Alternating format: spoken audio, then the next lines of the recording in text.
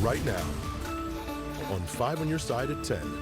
Refreshing weekend. Below average temperatures continue for a couple more days, and we're tracking rain chances as we head into early next week. His death helped spark change in the country, and Ferguson is still healing. We can't find justice within the system, then things are still gonna just be haywire. How St. Louis is remembering Michael Brown 10 years later. But first tonight, after weeks of calls for his resignation, the Sangamon County Sheriff steps down. Plus, 5 on your side receives new surveillance video of the former deputy charged in Sonia Massey's death. Sean, these guys will take care of you. Good evening, everyone. I'm Kelly Jackson. That video is just one of the major developments today in the high-profile case of Sean Grayson. The former Sangamon County Sheriff's deputy faces charges in last month's shooting death of Sonia Massey. 5 on your side's Robert Townsend is in the newsroom with the latest. Kelly, today, former Sangamon County Deputy Sean Grayson had hoped he'd be released from jail and set free, but a judge denied the request. Now, this comes as the Sangamon County Sheriff announced his resignation. Now, as for that jail video of Grayson, it too is making national headlines. This is the video recorded on July 17th as former Sangamon County Sheriff's Deputy Sean Grayson is booked in the Menard County Jail. The Sheriff's Office released the video to 5 on your side. It shows Grayson, who shot and killed Sonia Massey inside her Springfield, Illinois home last month, engaged in a conversation with sheriff's deputies. On July 6th, Massey calls 911 about a possible intruder inside her home.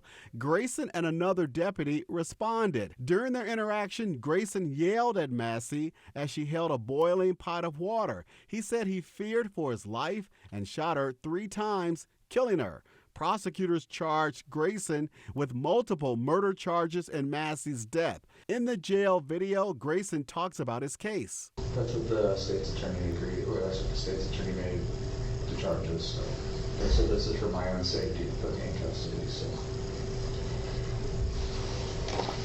So here I am. Grayson has pleaded not guilty. In the video, he says he expects a short time behind bars. Yeah. Well, this whole new safety act. That's why hopefully I'll be out tomorrow. He was referring to his initial court appearance on July 18th.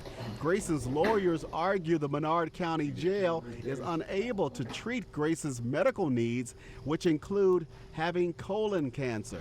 In court Friday, a judge ruled he will remain behind bars. Hours after the video release, Sangamon County Sheriff Jack Campbell announced he's stepping down amid growing public outcry. Meantime, civil rights attorney Ben Crump, who's representing Sonia Massey's family, said in part, although the pain of losing her is still fresh, Sonia's family is going to work with the outgoing sheriff for the remainder of his tenure to help heal the community. Now, in a statement released today, Illinois Governor J.B. Pritzker said he hopes a fresh start with new leadership will usher in a new era of reform and rebuild the trust lost between the Sangamon County community and the Sheriff's Office. Grayson returns to court later this month, Kelly. All right, thanks, Robert.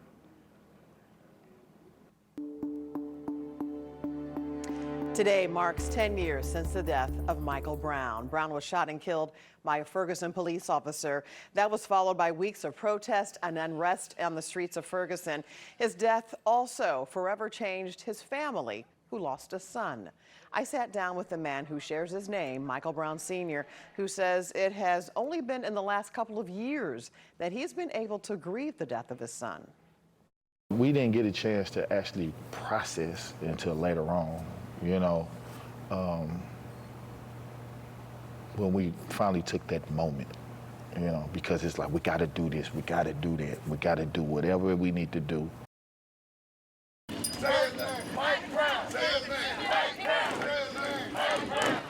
Led a unity walk to mark his son's death. Hundreds of activists and community members chanted his name and laid blue roses where his body laid for hours on that day in 2014.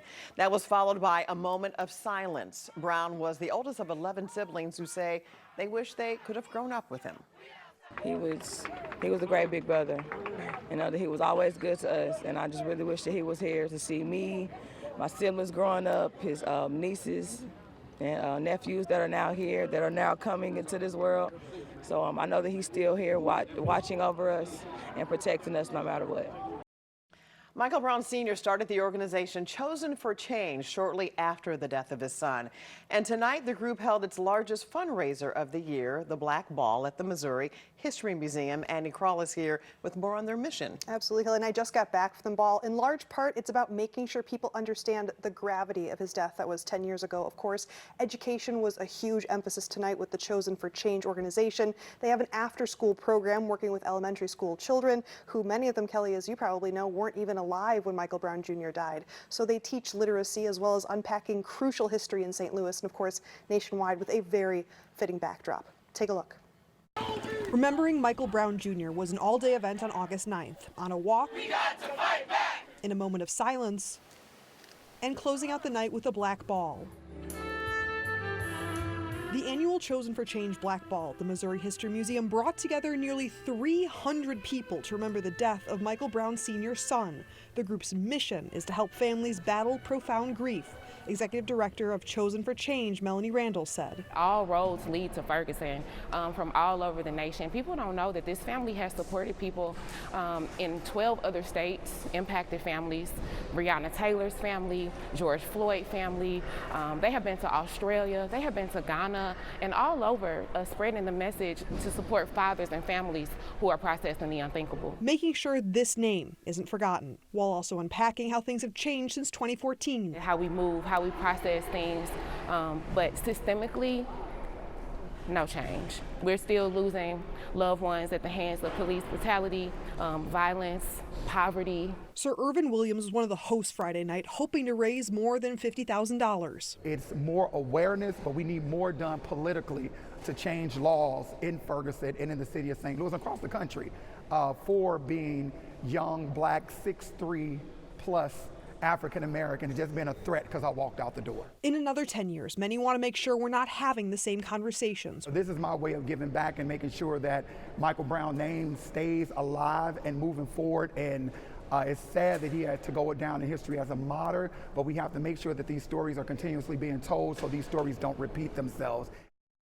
If you missed any of today's events, there are more throughout the weekend, continuing the dialogue surrounding Michael Brown's death. Tomorrow, a Heal Our Cities concert at Harris Stowe University runs from noon to 3 p.m. and Sunday. It's the second to last day of the Ferguson Empowerment Center's As I See You exhibit. Kelly?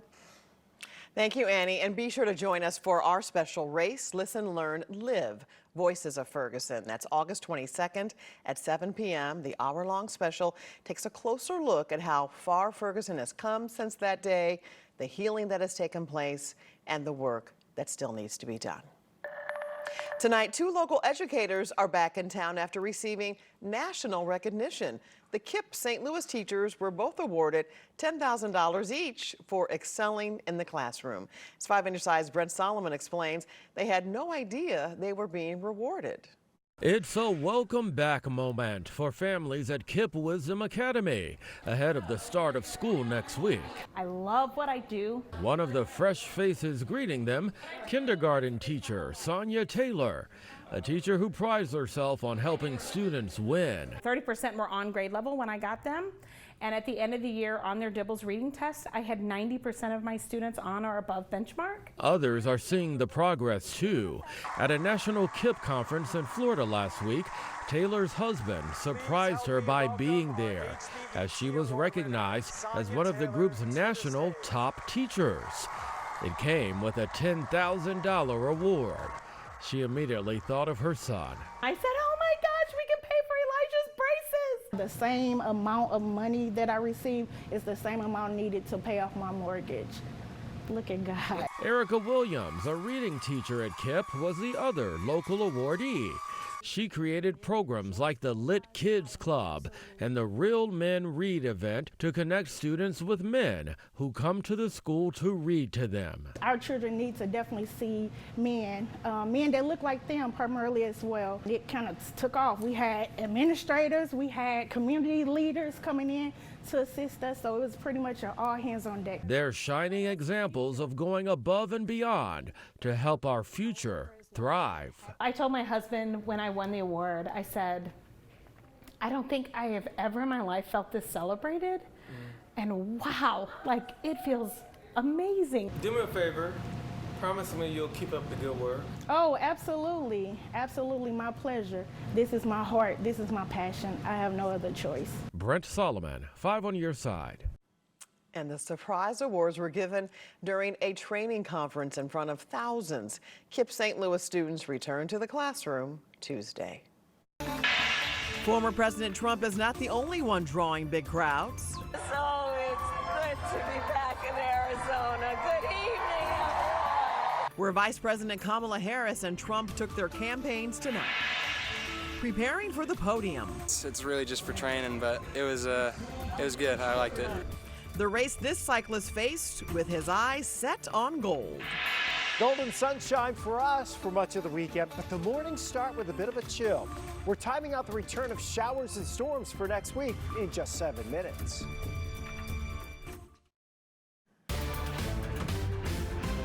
Presidential candidates are hitting battleground states today. Vice President Kamala Harris is on the campaign trail in Arizona as former President Donald Trump rallies in Montana. While the former president's been known to draw loud crowds of supporters, Harris is proving she can do the same, the largest being around 15,000 people, according to her campaign. Now the former president is pushing the VP to face reporters instead. Harris hasn't been interviewed since Joe Biden dropped out of the race. She hasn't done an interview. She can't do an interview. She's barely competent, and she can't do an interview. I've talked to my team. I want us to get an interview scheduled before the end of the month. Both have agreed to a formal debate. That'll happen September 10th on ABC. The November election is 88 days away. The U.S. is smoking the rest of the competition this year with 111 total medals, 33 gold and 39 each in silver and bronze. We are tied with China for the most gold medals. They are in second place overall with 83 medals. Great Britain is in third with 57, followed by France with 56, and Australia rounds out the top 5 with 48 medals. Mountain biking is one of the newer Olympic sports, debuting in '96. The cross-country cycling event tests riders' technique and stamina across 10 kilometers of rocky mountainous terrain. Yet Annie Krall hears from a South City cyclist up for the challenge, already looking to compete in the 2028 Olympics.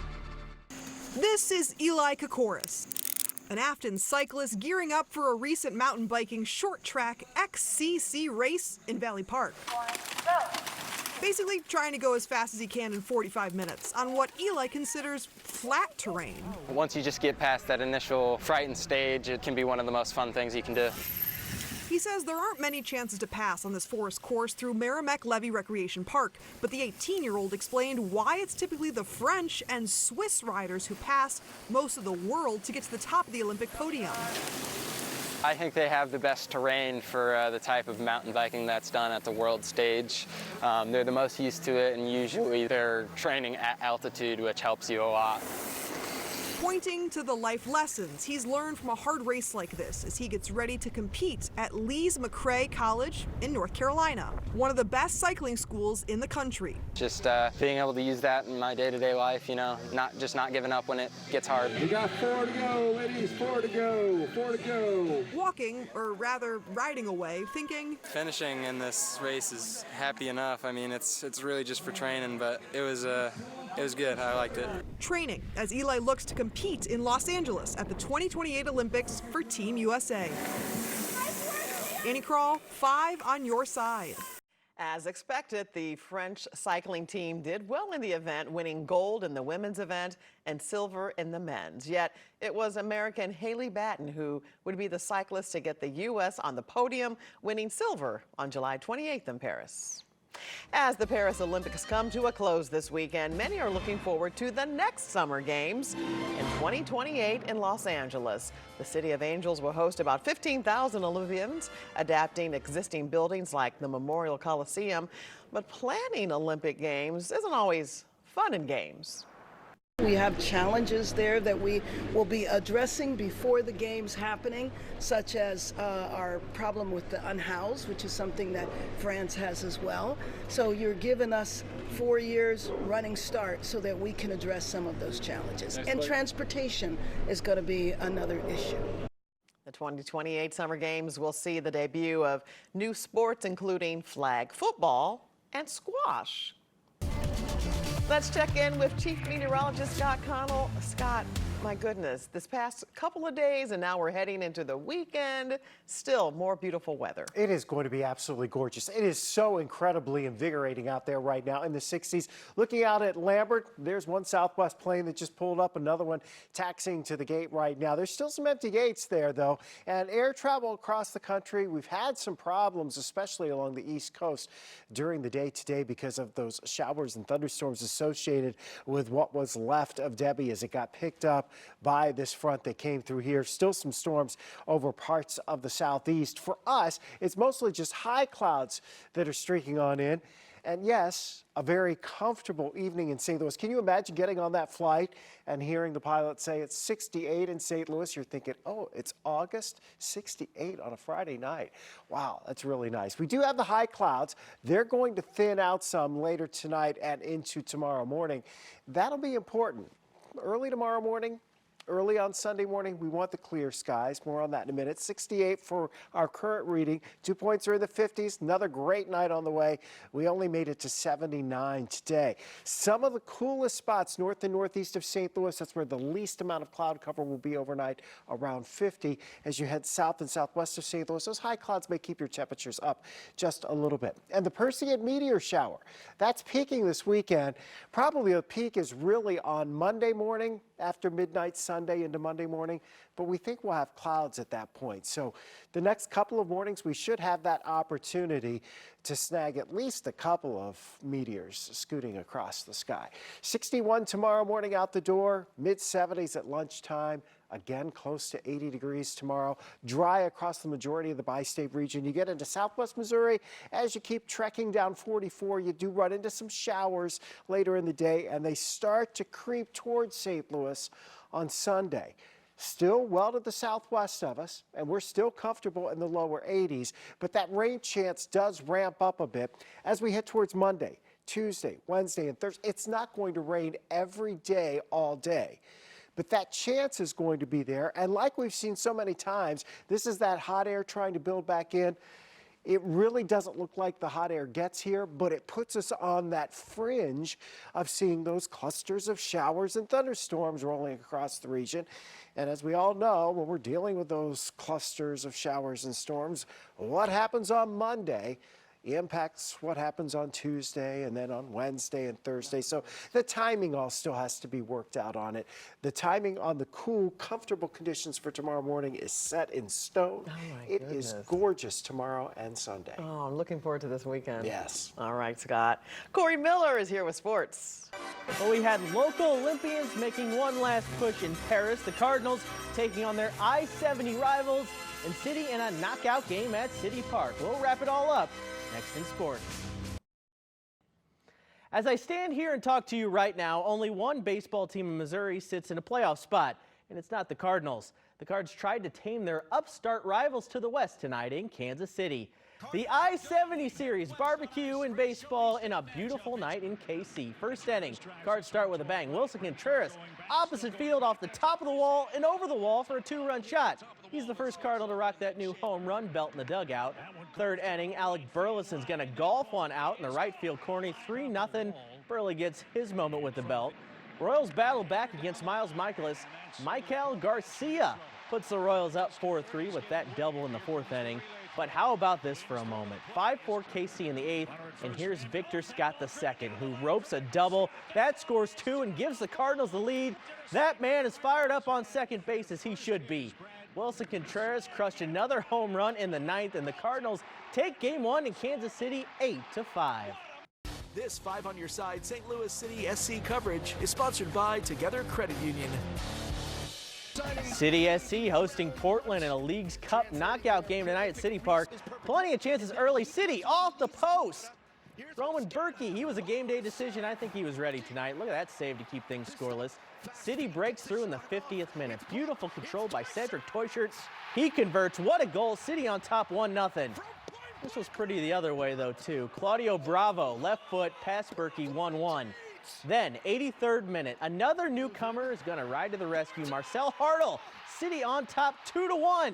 But we're not done yet. The third new attacker is going to get his as well. The former Billiken, Simon Betcher, gets one. City wins 3-1 to advance to the round of 16 in the Leagues Cup. It's a really good performance overall, and something that I think the whole group knew they were capable of and kind of believed in going into this game. And it's going to be nice and cool and fantastic this weekend. Yeah, for us, it's a gorgeous weekend. You know, in Paris, temperatures are creeping up. By Monday, they're back close to 100. Folks over there don't have air conditioning. No, they don't. Yeah, so, you know, be thankful for what we have. And we have refreshing air this weekend. It's not air you can wear, it's air you can enjoy. Temperatures around 80 on Saturday, 83 on Sunday. We will have rain showers and some thunder rolling in here by Monday into Tuesday, off and on through Wednesday and Thursday. Probably the best chances will be along about Wednesday and Thursday, and those rain chances ease heading into next weekend. But it still stays in the 80s, though. Yeah, not getting excessive. Yeah. Thanks so much for joining us. Late night Olympics coverage is next. Have a great evening and a great weekend.